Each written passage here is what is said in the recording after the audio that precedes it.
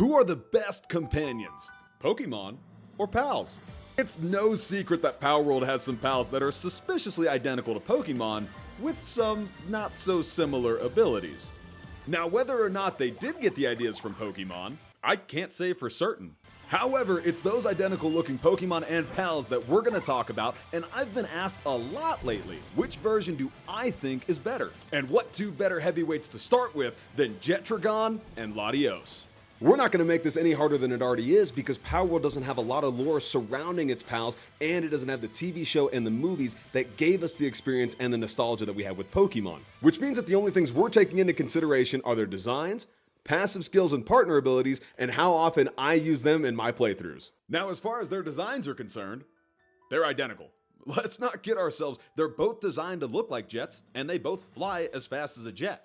And sadly, I'm not a big math guy, so I can't calculate the conversion rate for Latios' 110 level speed versus Jetrion's 1700 run speed. So for the sake of arguing, let's just assume that their speed is exactly the same. But even though they are identical, I have to give the design edge to Jetrion. Now here's where I'm struggling to find who to give the edge to, because on one hand, you have Latios, who has the ability to make its foe see an image of what it has seen or images in its head, and it's intelligent enough to understand human speech. But even taking into consideration its ability to understand me, Jetrion has one of the coolest partner skills in all of Palworld, and that's its ability to hip-fire missiles. I mean, yeah, talking to my animal buddy would be cool, but could you imagine having the ability to just obliterate all of your enemies whenever you wanted to? So yeah, Jetrion, you win in partner skills. And sadly, you're kidding yourself if you say that you've used Latios in more of your Pokemon-related playthroughs than you have Jetrion in Palworld. Latios was a pain in the butt to catch in Gen 3, and when you did catch it, you already had Rayquaza, so you didn't really have a use for it, while on the other hand, you had Jetrion, who's the fastest flying mount in Palworld, and again, those missiles came in clutch anytime you were fighting hordes or other level 50 pals. And with that, Jetrion's taken the dub, and Palworld is up 1-0. This next matchup was the hardest and weirdest pairing of the entire video, but that's to be expected from two heavyweights like Gyarados and Jormuntide. With these two being the so-called iconic water dragon beasts from their respective franchises, Jormuntide actually fits Gyarados' typing and description a little bit better than Gyarados does, because while Gyarados was modeled after dragons and has dragon movesets and tendencies, Jormuntide looks like it was modeled after a flying fish.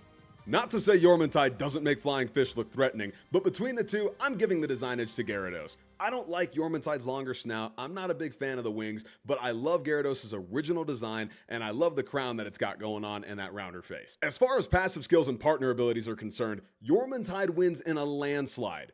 Gyarados does have some cool abilities like Moxie and Intimidate, but that doesn't compare to Jormuntide's level 4 watering ability and the fact that when you ride it over water, you have 0 stamina depletion the entire time you're riding it. To our final consideration of which one did I use more in my playthroughs, and the answer is Jormuntide.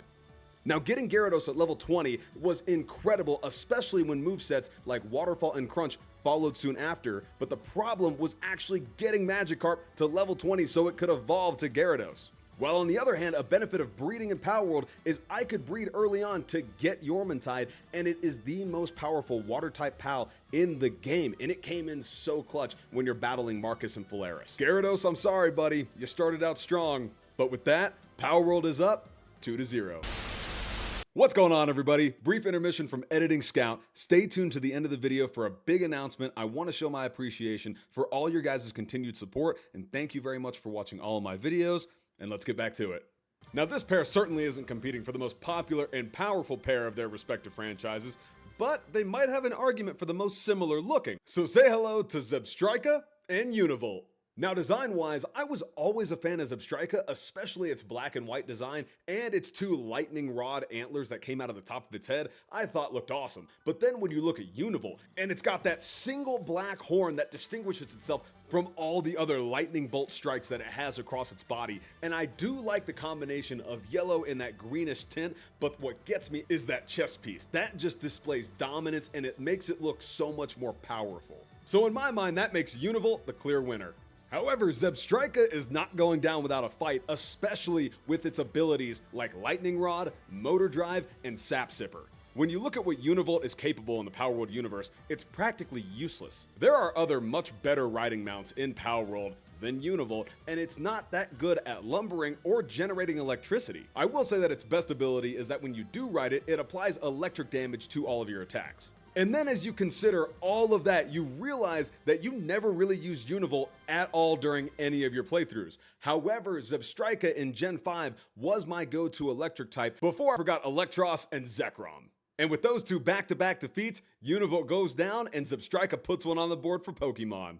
The PAL part of this pairing had a lot of people losing their minds when it was first announced, specifically because of its design. However, when the game came out, you couldn't deny its abilities and its power, and it quickly became one of your favorite PALs in the entire game. And that is Anubis and Lucario. This matchup was practically impossible for me to answer because you have two beasts with superior designs, movesets, abilities, and you used both of them a lot throughout each of your playthroughs in Gen 4 and in Palworld. At first glance, I want to give the design win to Lucario based solely on nostalgia. Then you take another look at Anubis and you see how sleek and clean he looks. And by the way, I can't say that Anubis was a ripoff of Lucario because both of them are modeled after the Egyptian god Anubis. So just for that fact, does Anubis win the design match because it looks exactly like the Egyptian god that it's named after?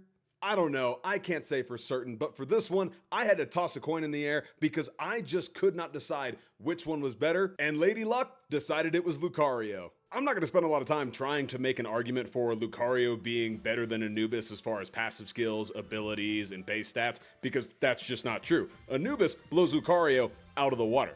Yes, Lucario does have the ability to talk to humans. It does have some pretty cool abilities, but Anubis is a tank. It does pretty much everything you need in order to have a successful base. It has level 4 handiwork, level 3 mining, and level 2 transporting. Any mining base that I've ever had has had majority Anubises running it. Not to mention that when it battles with you, it applies ground damage to all of your attacks. And then when you think back to Gen 4, if you didn't pick Chimchar, you were screwed. There were just not a lot of fire Pokemon in the game, and it was a fire and fighting type Pokemon. Why would you dedicate another slot to another fighting type Pokemon? And all of this implies that I most definitely used Anubis more in my playthroughs than I did Lucario. Unless, I wanted to spice up my playthroughs and, pick Turtwig or Piplup. Yeah, Lucario, I'm sorry, buddy. You got absolutely dominated. Way to go, Anubis. Palworld is up 3-1. This last matchup is unique and it was recommended to me by a friend, so I want to know your guys' thoughts on who's better, Breloom or Dinossom. This matchup wasn't all that hard for me because I didn't use Dinossom a lot during my original playthrough. By the time you could catch it, you already had pals that had level 2 planting and level 2 lumbering, so you didn't really need it. And yeah, it does have a pretty cool design, but I'm not a fan of the crown that it has on its head, and I do like Breloom's sun hat design a little bit more. Plus, I'm a big fan of the claw fingers and clawed feet that Breloom has in comparison to Dinossom's small little fingered hands. Now, one good thing Dinossom had going for it is that when you were mounted, it did enhance grass type attacks. However, Breloom has gone down in history as one of the best Pokemon to use to catch other Pokemon. Even though I never used it in competitive gaming, basing its usage solely on all my Gen 3 playthroughs, it stands as the clear winner above Dinossom. That's one more on the board for Pokemon, but Palworld still leads the way, 3-2. Now, just because I don't want to ruffle any feathers, I'm gonna cheat a little bit here, and we're gonna do a quick pairing of Boltmane and Luxray. You might be asking yourself, who is Boltmane? Well, it's a pal that doesn't exist yet because it's not in the game, but I thought it was very unique because when I stumbled on it through the PAL decks, I learned that it's an electric type looking lion that is very similar to Luxray, but it has a level 2 kindling ability. Has nothing to do with producing electricity. And just for that reason, I'm going to give Luxray the win, and it is going to be a tie. Pokemon 3 and Palworld to 3. Now, before you guys eat me alive in the comments, I know that these are two very different games, but they're two different games that we've loved for a lot of the same reasons. And I know it's not really fair to pit them against each other because it's two different styles of games, but it's a lot of fun to look at the similarities and the differences between each of these creatures. And obviously, we didn't get to talk about everything today, which is why I want to know your guys' thoughts about each of these 3 honorable mentions down in the comments below. Rapidash and Pyren, Direhowl and Lycanroc, and Milotic and Azarobe. Thank you all for watching. I really appreciate the support, and I wish you all an absolutely wonderful day. Take care.